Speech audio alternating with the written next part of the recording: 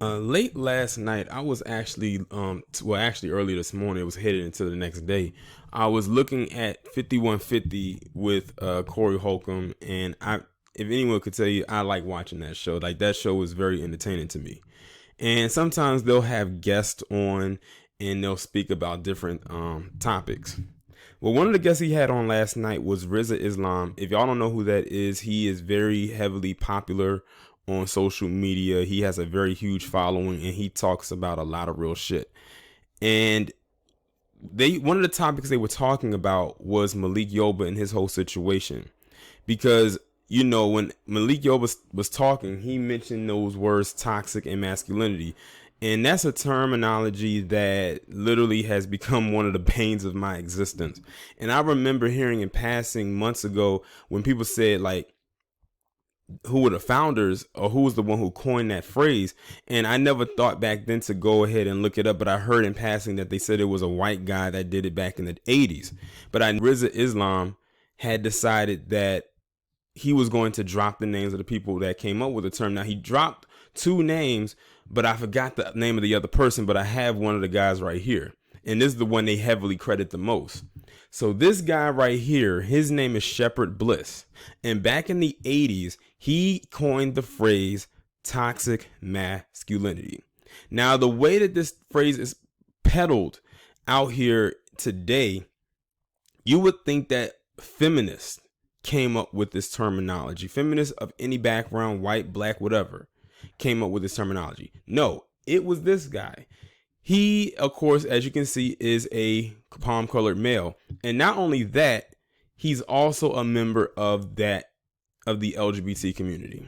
So now I see why a lot of people in that community use that terminology as well. What I'm going to go ahead and do is read this article. Now, this article is from back, I think maybe in January of this year, earlier this year, right around the time when that Gillette ad had dropped, the one that talked about with the fathers and the toxic masculinity, and the one that had a lot of pushback behind it. And it reads, toxic masculinity was first coined in the context of male positivity in the 1980s, Shepherd Bliss. The first use of the term toxic masculinity is credited to author and professor Shepherd Bliss. Describing the first use of the now controversial term, Bryant Schoolos, in a 2017 essay titled Who's Afraid of Toxic Masculinity, writes that Bliss first used the term in his doctoral dissertation, and that Bliss is also credited with coining the term mythopoetic, used to describe a men's movement popular in the 80s and 90s. In a 1987 article authored by Bliss himself titled Revisioning Masculinity, a report on the growing men's movement, he described mythopoetic as an alternative vision of what it means to be a man. Bliss adds that this approach looks to ancient mythology and fairy tales, to Jungian and archetypal psychology, and to poets and teachers like Robert Bly and James Hillman. Placed within a historical context, the burgeoning men's movement grew out of a combination of the strength of the women's movement of the 70s and the changing workplace, where women moved into traditional male jobs and men were expected to contribute more at home and with child rearing. This left men feeling somewhat confused about personal, societal, and economic expectations placed upon them. One of the most memorable practices of this period were men's retreats, where men only went off into nature and did secret stuff. I know this because my father went to be one. He said he couldn't tell me much about it, but that it involved talking sticks, fires, drums, and somehow I envision nudity and chanting. Though I'm not sure about those details, I am positive, however, that he was very upset he was ever circumcised. None of this was in the least bit funny to him, and he did not welcome giggles from me. Bliss described the encounters more like this. In the Mendocino woods, each year since 1982, nearly 100 men have gathered to spend a week together drumming, reciting poetry, learning Aikido, playing volleyball, telling stories, making masks, listening to presentations by men like Robert Bly and psychologist James Hillman, and dancing a wild samba late into the night. In 2014, Bliss entered a discussion on Reddit, writing, I did use the term toxic masculinity, among others, to differentiate forms of male behavior and being that are contrary to the male positive, pro-feminist, gay affirmative positions that I support. That lets you know right there who they were who he was talking to, and why many of those people in those pro arenas that he just mentioned latch onto this so hard. This was a few decades ago when I was active in men's work. I also wrote and talked about cooperative masculinity, which is nature-based. Bliss emphasized a discovery of the authentic self through spiritual searching and communing with nature in an exploration of emotions from grief to ecstasy. The goal is to foster more male positive behaviors, ultimately leading to men becoming better humans as well as happier in their own skin. Specifically, Bliss recommended the following: nurturing the father-son connection by reconciling with or forgiving their own fathers as well as being there for their sons. Cultivating male friendships to learn cooperation and to avoid competitive behaviors.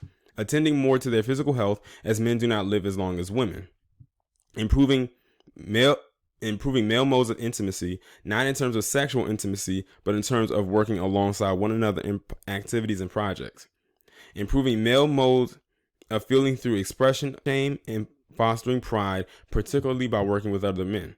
Bliss added that other issues include male-female relationships, homophobia, domestic violence, and men in war. So while today toxic masculinity seems to imply emotional aggression, competition, sexism, or outright misogyny, homophobia, and other outdated attitudes, Bliss abandoned the term and focused on the positive. He ended his 1987 essay by saying, "The men's movement also has the potential to impact our culture as a whole. If men were placed to place greater value on their relationships with other men, spend more time with their children, have a better connection to nature, work with women for equality, and take better care of their bodies, society as a whole would almost certainly be transformed for the better. Men are changing today too fast for some and not fast enough for others. Though confusing to many, ours is a time of revisioning masculinity and redefining what it means to be a man." So, ladies and gentlemen, y'all just heard me read that article right there. So the whole toxic masculinity thing, you can thank him for that.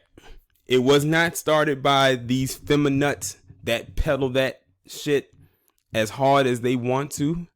It was started by this guy. And it's so crazy that these feminists, especially these third wave ones, these anti-male feminists and these male bashing ones, don't like men so much, but they are literally peddling an idea or an ideology that a man came up with. It's amazing. But see, listen, they don't like men so much that they will adopt that ideology of a man that took shots at other men when he thought that he was actually doing this for the greater good. And now they have took that terminology and bastardized it even more and ran with it.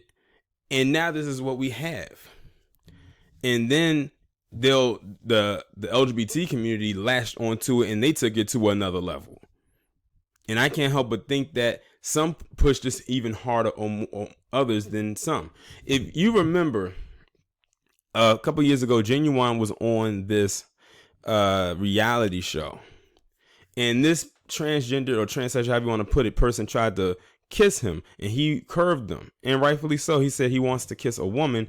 He got so much hate or backlash from the LGBT community, especially those who are black, in saying that he was homophobic and was displaying levels of toxic masculinity. And now you have Malik Yoba with his off the wall ass going out here saying the same thing, or saying that that men are toxic in their masculinity because they're not giving a chance of wanting to be with a trans person. Like, it is some scary shit when you put all of that into perspective. When your so-called when your masculinity has now become toxic because you prefer to be with the opposite sex, who is actually biologically born that way. Someone with an XX chromosome, not the XY, pretending to be double X.